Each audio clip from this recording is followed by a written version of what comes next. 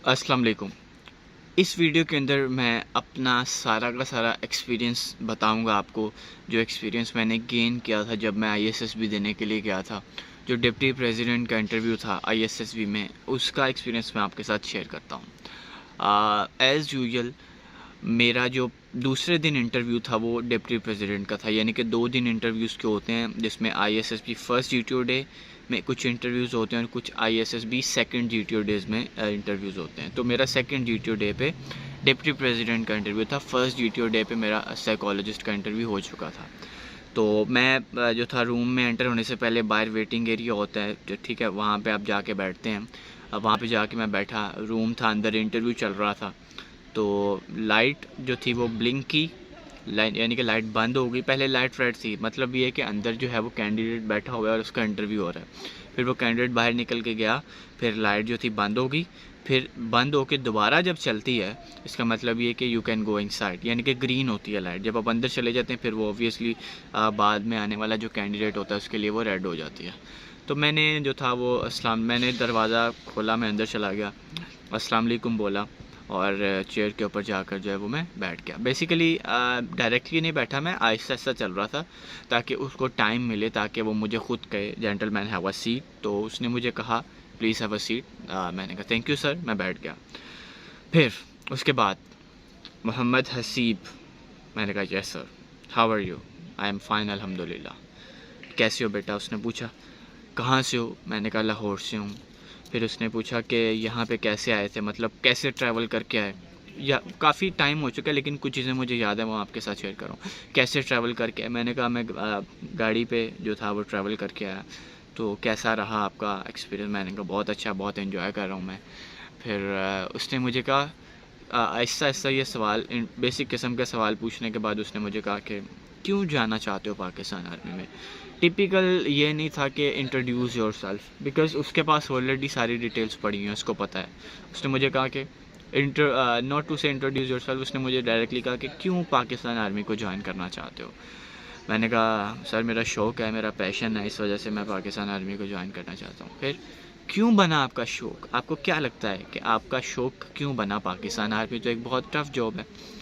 तो मैंने कहा कि नज़्म ज़ब्त, ठीक है, एक डिसिप्लिन्ड इदारा है, एक ऐसा इदारा है जो दुनिया में one of the best Pakistan army है। तो ज़ाहिर है दुनिया में अगर वन ऑफ़ द बेस्ट है तो उसके कुछ रीज़न्स हैं। ऑर्गेनाइज्ड है, ठीक है, प्रोफेशनल हैं, ठीक है, बहुत सारी चीज़ें हैं जो कि आपको तभी महसूस होती हैं जब आप उस फर्म के अंदर काम कर रहे होते हो।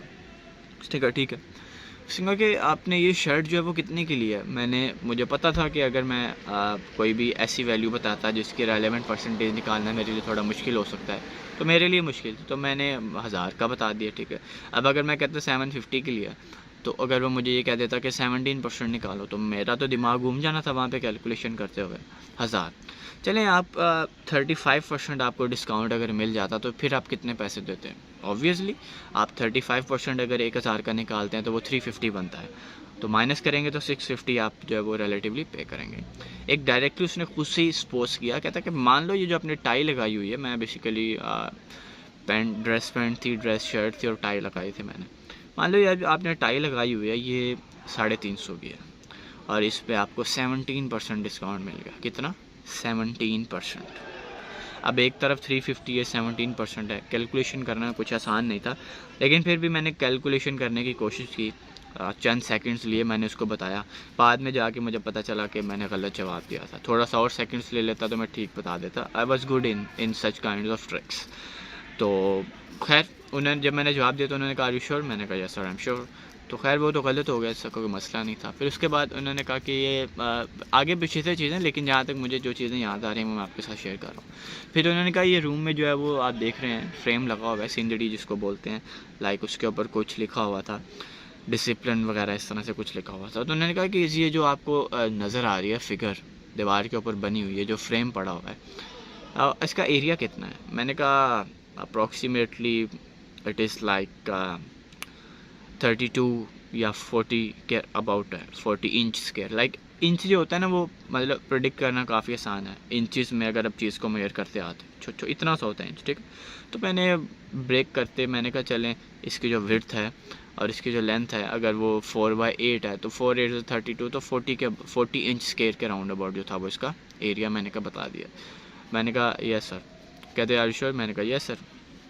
फिर उसके बाद कुछ जनरल नॉलेज के सवाल उन्होंने मेरे से किया। खाना काबा में मैंने मेरे से पूछने लगे कि हतीम कहाँ पे है। मैंने कहा सॉरी सर मुझे नहीं पता इस बारे में। फिर मैंने सर्च किया तो पता चला खाना काबा के अंदर है। फिर पाकिस्तान के वज़ीर दिफा का नाम क्या है, ठीक है, पाकिस्तान के आर्मी चीफ़ का नाम क्या है, ठीक है, इस तरह से आर्मी का स्लोगन क्या है।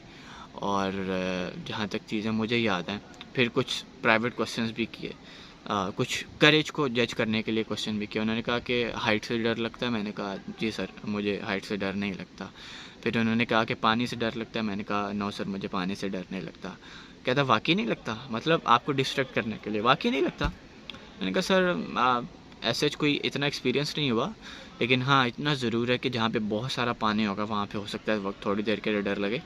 तो आप डिस्ट्रैक्शंस बेसिकली अपने आंसर में लेके आते हो जब उसी क्वेश्चन को एम्फसाइज वे में आपसे पूछता है।